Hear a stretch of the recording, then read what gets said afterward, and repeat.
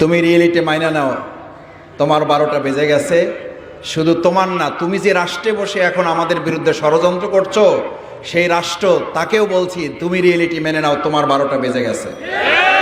কারণ তোমরা আমাদের পতাকায় আগুন ধরাও নাই, তোমরা এদেশের 18 কোটি মানুষের হৃদয়ে আগুন জ্বালিয়েছ। তোমরা আমাদের হাই কমিশন ভাঙো নাই, তোমরা এদেশের 18 কোটি মানুষের হৃদয় ভেঙে চুরমার করে দিয়েছ।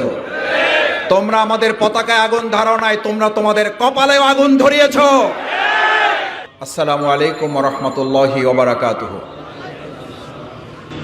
মহান আল্লাহর দরবারে শুকরিয়া আদায় করছি যে আল্লাহ সুবহানাহু ওয়া তাআলা আজকের এই পবিত্র জুমাবারে এখানে আমাদেরকে সমবেত হয়ে বাংলাদেশের স্বাধীনতার সার্বভৌমত্বের এই বিজয়ের মাস ডিসেম্বর আসলেই বাংলাদেশের মানুষের মধ্যে আনন্দ উৎসবের পরিবর্তে এক ধরনের শঙ্কা, উদ্বেগ, উৎকণ্ঠা এবং নির্যাতন নিপীড়নের একটা করগ রাজ্য আমাদের ঘাড়ের উপরে চেপে বসত। ডিসেম্বর আসলেই এদেশের মানুষের মধ্যে একটা আতঙ্ক তৈরি হতো।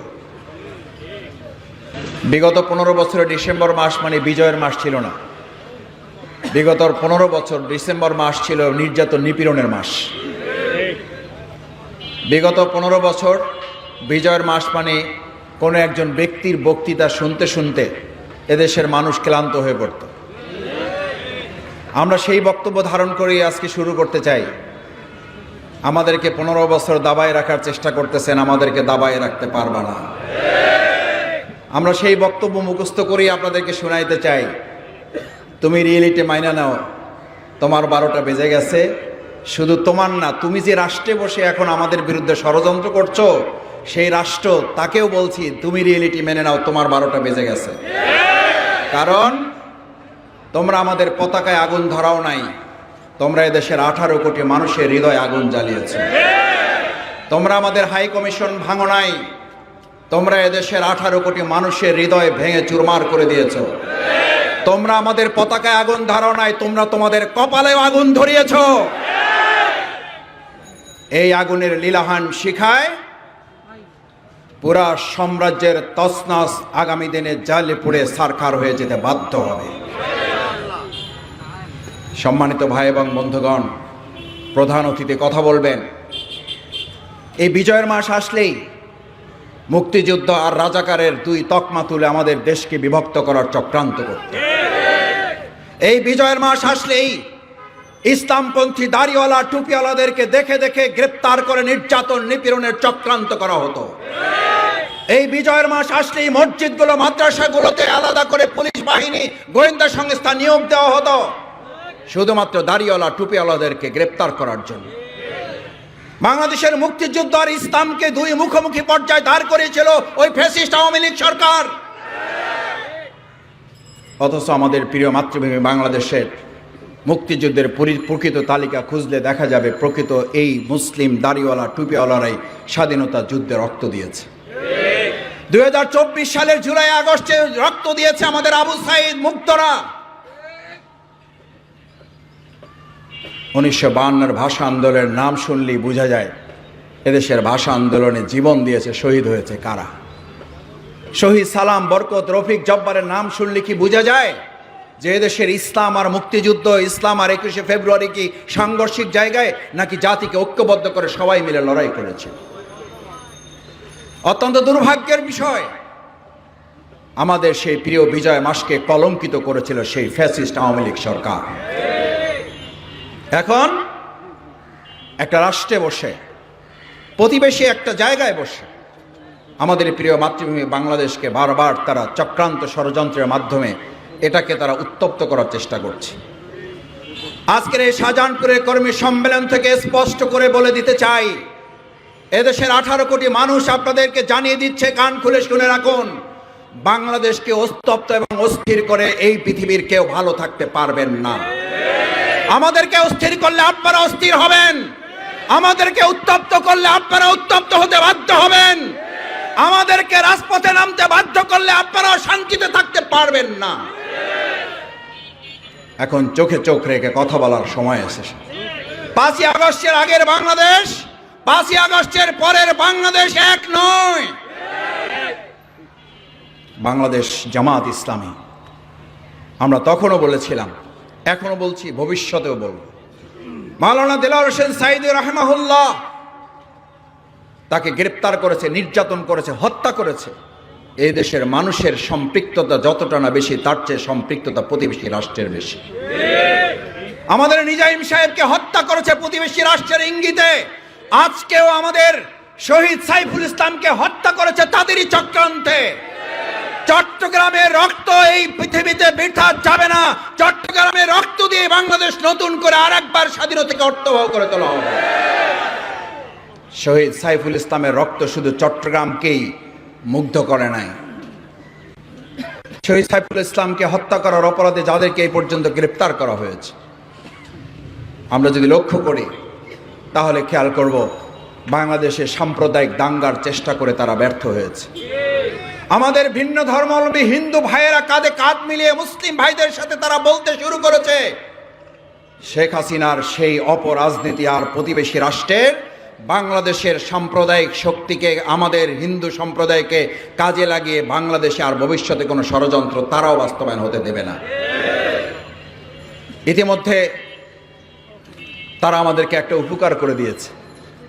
2024 সালের জুলাই আগস্টের গণ অভ্যুত্থানের মাধ্যমে যে জাতীয় ঐক্য তৈরি হয়েছিল, সেপ্টেম্বর, অক্টোবর, নভেম্বর, ডিসেম্বরে এসে পা রেখে কিছু ছোটখাটো চির ধরলেও তাদের চক্রান্ত ষড়যন্ত্রের কারণে ইতিমধ্যে আমাদের সেই চিরগুলো দূর হয়ে আরেকটা বৃহৎ সীসাডালা প্রাচীরের ঐক্য তৈরি করে দিয়েছে তারা।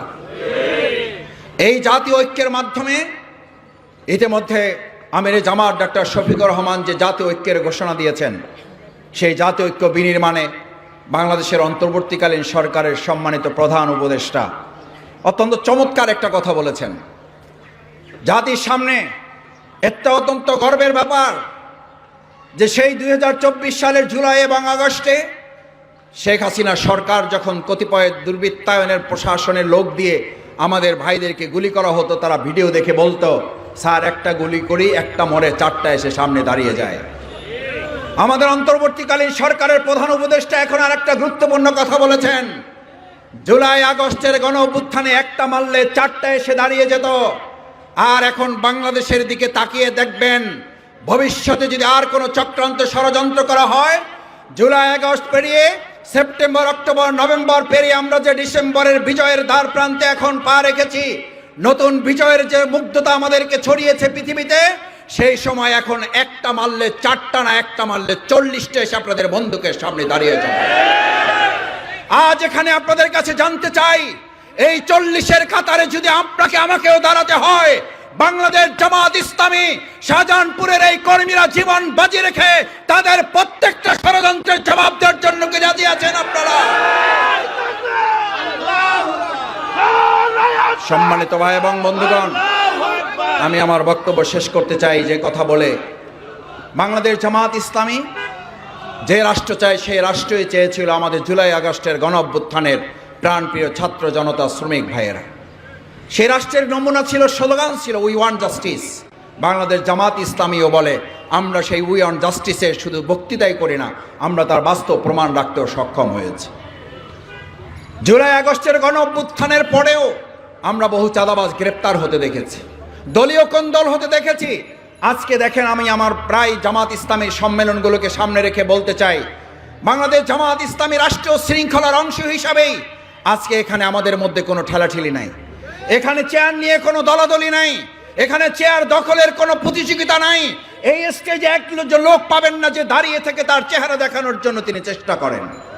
এই সুন্দর শৃঙ্খলা যেই সংগঠন প্রতিষ্ঠা করতে পারে, 18 কোটি জনগণ মনে করে আগামীর সুন্দর সুশৃঙ্খল বাংলাদেশ সেই জামাত ইসলামী প্রতিষ্ঠা করতে পারবে।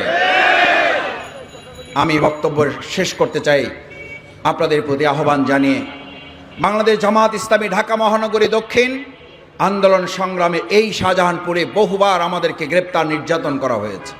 এখানকার প্রতিষ্ঠানগুলোকে জামাতের নামকরণ করে সেখান থেকে আমাদের ভাইদেরকে গ্রেপ্তার করে তাদেরকে চাকরি থেকে অব্যাহতি দেওয়া হয়েছে।